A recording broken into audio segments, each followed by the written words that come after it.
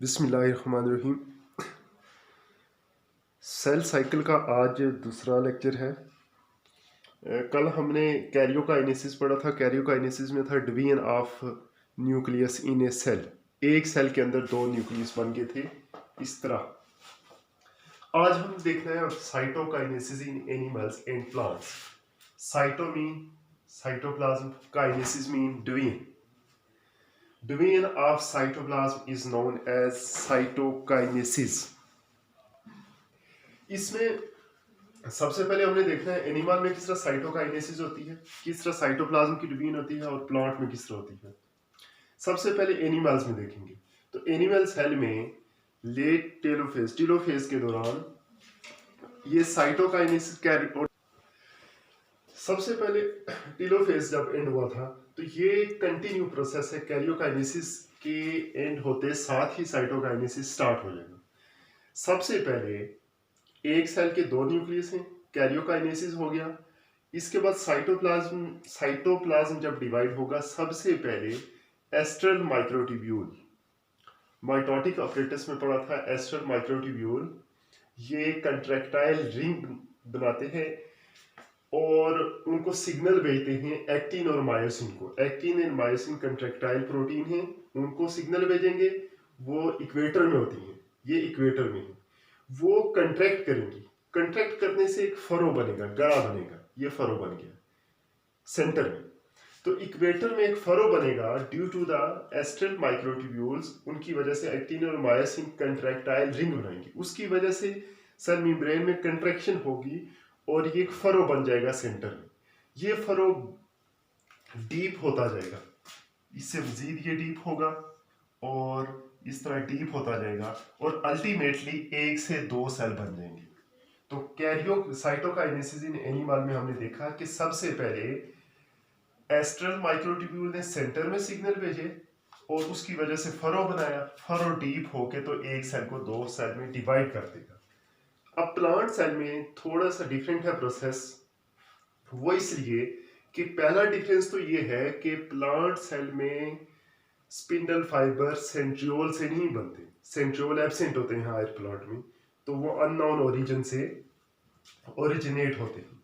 दूसरा जो डिफरेंस है वो ये है कि साइटोकाइनेसिस उस तरह नहीं होती जिस तरह एनिमल सेल में है। क्योंकि उसकी सेल वॉल होती है। सेल वॉल की वजह से साइटोकाइनेसिस में फरो नहीं बन सकता, क्योंकि सेल वॉल रिजिड स्ट्रक्चर है, हार्ड स्ट्रक्चर है, ये अपनी शेप चेंज नहीं करता सेल। तो इसमें मेटाफेज के दौरान ही गाल्जी अपरेटस से वेसिकल बनना शुरू हो जाती है। गाल्जी अपरेटस सेल के एक ऑर्गेनल है, उससे वेसिकल ये बनना शुरू हो जाएंगी, ये वेसिकल बनना शुरू होती है। ये वेसिकल मेटाफेज में बनना शुरू हो जाती हैं और एनाफेज होता है, टेलोफेज होता है। टेलोफेज के बाद ये वेसिकल आपस में फ्यूज हो जाती हैं। आपस में जब ये फ्यूज होंगी तो फ्यूज होने के बाद एक प्लेट बनाएंगी, उसे कहते हैं फ्रेगमोप्लास्ट। तो फ्रेगमोप्लास्ट बन जाता है। अब ये जो फ्रेगमोप्लास्ट की जो वेसिकल बनेगी, इस वेसिकल की एक मेम्ब्रेन है, ये मेम्ब्रेन नए सेल की सेल मेम्ब्रेन बना देगी। इस वेसिकल के अंदर जो मटेरियल है वो इसकी सेल वॉल का प्रीकर्सर है, यानी इसके अंदर सेलुलोज और पेक्टिन होती है जो इन फ्यूचर सेल वॉल बना देती है। तो प्लांट सेल के अंदर गाल्जी अपरेटस ने वेसिकल बनाई, ये वेसिकल फ्यूज हुई तो फ्रेगमोप्लास्ट बन गया। ये फ्रेगमोप्लास्ट फिर ये काम करेगा कि फ्रेगमोप्लास्ट सेल को टू पार्ट्स में डिवाइड कर देगा और इस गाल्जी वेसिकल के जो मेम्ब्रेन है उससे सेल मेम्ब्रेन बन जाएगी ये, और इसकी इनर मटेरियल है उससे सेल वॉल बन जाएगी। तो लिहाजा फ्रेगमोप्लास्ट बना के प्लांट में साइटोकाइनेसिस का प्रोसेस होता है। आगे है इंपॉर्टेंस ऑफ माइटोसिस। हमारी बॉडी के अंदर माइटोसिस क्यों जरूरी है, क्यों होती है? तो माइटोसिस एक नेचर की तरफ से गिफ्ट है हमारी बॉडी के लिए।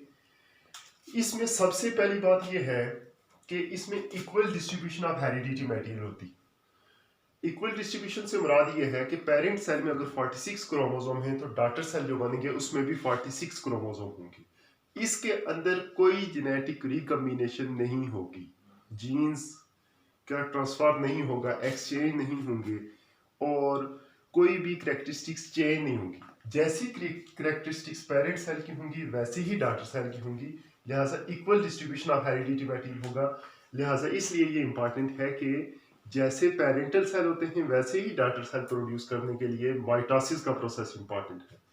इसके अलावा रीजनरेशन, कोई भी ऑर्गन डैमेज हो जाए या फिर स्किन डैमेज हो जाए तो उसकी जो रीजनरेशन होती है, बोन कहीं टूट जाए किसी वजह से, फ्रैक्चर हो जाए, उसकी जो रीजनरेशन होती है वो माइटोसिस की वजह से होती है। हीलिंग ऑफ वुंड, कहीं जख्म आ जाए तो जो जख्म बढ़ता है वो भी ड्यू टू माइटोसिस होगा, क्योंकि सेल की डिवीजन होगी, जो डैमेज सेल है वो नए बन जाएंगे, वैसे ही नए सेल बन जाएंगे जैसे पुराने थे। ओल्डर सेल रिप्लेसमेंट, हमारी बॉडी के अंदर सेल की एक लाइफ होती है, उस लाइफ के बाद उसकी डेथ हो जाती है, तो उस डेथ के बाद उससे नए सेल जो बनने होते हैं वो ओल्डर सेल जिनकी डेथ हो गई है उसको रिप्लेस करने के लिए वैसे ही सेल बनते हैं माइटोसिस की वजह से। इसके बाद है मोस्ट इंपॉर्टेंट पॉइंट के डेवलपमेंट एंड ग्रोथ। एक जाइगोट से ऑर्गेनिज्म की जो डेवलपमेंट होती है, नए ऑर्गन्स बनते हैं, उस जाइगोट में माइटोसिस होती है, माइटोसिस से उसके स्किन, मसल, बोन, ऑर्गन्स बनते हैं। डेवलपमेंट एंड ग्रोथ, जब बॉडी का ऑर्गेनिज्म की बॉडी का साइज छोटा होता है तो आस्ता आस्ता उसकी ग्रोथ होती है due to mitosis, number of cell increase होते हैं और वो जो नए सेल बनते हैं वो भी पेरेंटल सेल जैसे होते हैं। तो लिहाजा development and growth of body is due to mitosis. अगर ये माइटोसिस ना हो तो ना डेवलपमेंट हो सकती है ना ही ग्रोथ हो सकती है। इसके अलावा एसेक्सुअल रिप्रोडक्शन में ये माइटोसिस का प्रोसेस बहुत इंपॉर्टेंट है और हम टिश्यू कल्चर में यूज करते हैं, टिश्यू कल्चर एंड क्लोनिंग में। टिश्यू कल्चर में हमने देखा था कि टिश्यूज लेते हैं किसी भी ऑर्गेनिज्म के और उसको आर्टिफिशियल मीडिया में ग्रो करवाते हैं। तो टिश्यू कल्चरिंग में जो सेल की डिवीजन होती है वो भी माइटोसिस की वजह से होती है, और जो क्लोनिंग का प्रोसेस है वो भी माइटोसिस की वजह से होता है। तो ये सारी इसकी इंपॉर्टेंस है माइटोसिस की, कि माइटोसिस की वजह से ही हमारी बॉडी में वाउंड हीलिंग या रीजनरेशन या ओल्डर सेल रिप्लेसमेंट या डेवलपमेंट एंड ग्रोथ होती है। अच्छा, नेक्स्ट है कैंसर। कि नॉर्मली हमने पढ़ा था कि जो माइटोसिस का प्रोसेस है इसको कुछ जीन्स कंट्रोल कर रहे होते हैं। ये जो जीन्स हैं, ये जीन्स ये काम करते हैं कि माइटोसिस के प्रोसेस को देखते हैं कि माइटोसिस का जो प्रोसेस है इसमें कहीं कोई एबनॉर्मलिटी ना आए, कोई भी स्टेज मिस ना हो या फिर एबनॉर्मल स्टेज ना हो या उसकी कोई जो रेगुलेशन है वो डिस्टर्ब ना हो माइटोसिस के प्रोसेस की। लेकिन समटाइम्स ऐसे होता है कि ये जो कंट्रोल सिस्टम है उन जीन्स के अंदर म्यूटेशन आ जाती है। जब म्यूटेशन आती है तो म्यूटेशन आने की वजह से फिर कैंसर या ट्यूमर होता है। नॉर्मली हमारी बॉडी के अंदर एक ऐसा मैकेनिज्म है जिसमें हमारी बॉडी के जितने सेल चाहिए होते हैं बॉडी को उतने सेल प्रोड्यूस होते हैं, उसके बाद माइटोसिस का प्रोसेस स्टार्ट हो जाता है।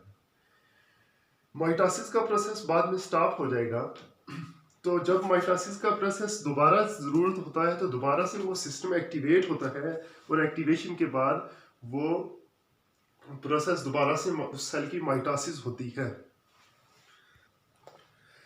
अच्छा, अब ये जब वो जो पूरा मैकेनिज्म जो सेल को माइटोसिस को रेगुलेट कर रहा था वो जब डिस्टर्ब हो जाएगा, वो प्रॉपर तरीके से काम नहीं करेगा, तो उसकी वजह से फिर माइटोसिस जितने सेल की जरूरत होगी उसके बाद माइटोसिस का प्रोसेस रुकेगा नहीं, बल्कि अनकंट्रोल्ड फैशन में होता जाएगा। तो लिहाजा हम कह सकते हैं uncontrolled and abnormal production of abnormal cell production is known as cancer or tumor। Tumour कहते हैं uncontrol and abnormal cell production is known as cancer. अब इसकी दो टाइप हैं, एक है बिनाइन ट्यूमर, दूसरी है मैलिग्नेंट ट्यूमर।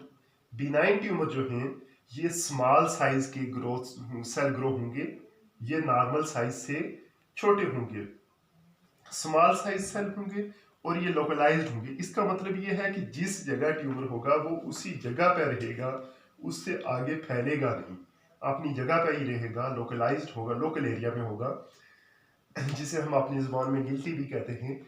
तो ये लोकलाइज्ड और स्मॉल साइज कैंसर को बिनाइन कहते हैं। अब ये कोई इतना बड़ा खतरनाक नहीं है, इसके लिटिल डिलीटरियस इफेक्ट हैं, बहुत कम डेंजरस इफेक्ट हैं। क्या इफेक्ट हो सकते हैं? ज्यादा से ज्यादा ये कर सकता है कि नॉर्मल सेल से इंटरफेरेंस करेगा, यानी कि उसके इर्द गिर्द जो नॉर्मल सेल हैं उनके साथ इंटरफेरेंस करेगा, उनकी फंक्शनिंग डिस्टर्ब करेगा। या बहुत होगा तो वो हार्मोन सिक्रीट करेगा, हार्मोन सिक्रीट करके उन हार्मोन्स का उसके दूसरे सेल्स पर इफेक्ट होगा। अब जब मिलेग्नेंट ट्यूमर है, मिलेग्नेंट ट्यूमर में रैपिड डिवीजन होती है, यानी कि उसमें सेल अनकंट्रोल्ड डिवाइड होते हैं, उसमें उसकी माइटोसिस रुकती नहीं है।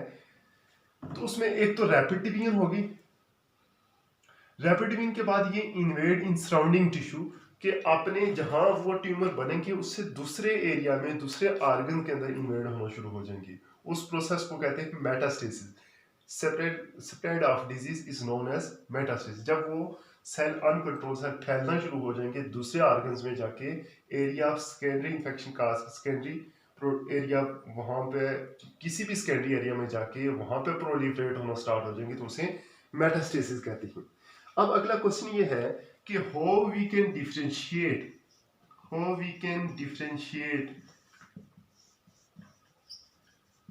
Cancer cell from normal cell, कि हमें एक सेल देख के किस तरह पता चलेगा कि ये नॉर्मल सेल है या कैंसर सेल है। तो ये एक बड़ा इंपॉर्टेंट क्वेश्चन है।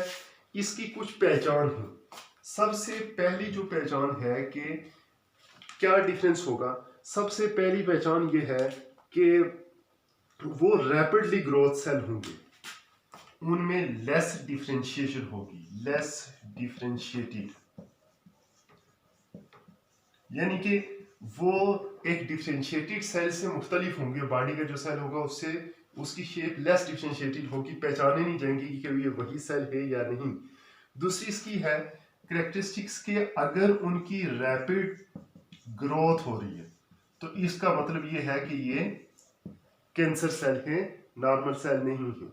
इसके बाद उनमें high nucleus to cytoplasm ratio होगी, न्यूक्लियस टू साइटोप्लाज्म रेशो, यानी कि उसमें जो न्यूक्लियस है वो बड़ा होगा और साइटोप्लाज्म का प्रोपोर्शन कम होगा कंपैरेटिवली नॉर्मल सेल। और इसके अलावा इसकी ये है कि invade in other tissue, other structure. तो इस तरह हम पहचान सकते हैं कि ये ट्यूमर सेल है, डिफरेंशिएट कर सकते हैं। ये इंपॉर्टेंट क्वेश्चन है, how we can differentiate cancer cell. Less differentiate होगा, रैपिड ग्रोथ होगी, high nucleus to cytoplasm ratio होगी और इन्वेड इन अदर टिश्यू, ये बाकी टिश्यू के अंदर इन्वेड।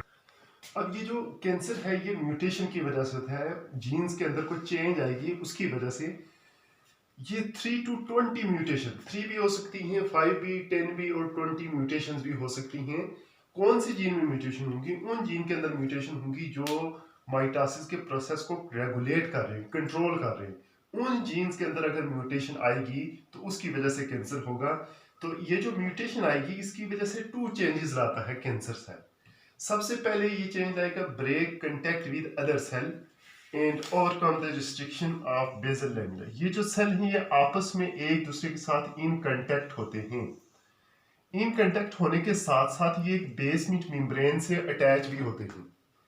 तो ये जब इन कांटेक्ट होते हैं एक दूसरे से तो ये माइटोसिस नहीं हो सकती इनकी, ये इसको अनकंट्रोल माइटोसिस नहीं होने देते। सबसे पहले ये बगावत ये करता है कि इन सेल से कांटेक्ट अपना अलग कर लेता है, बागी हो जाता है।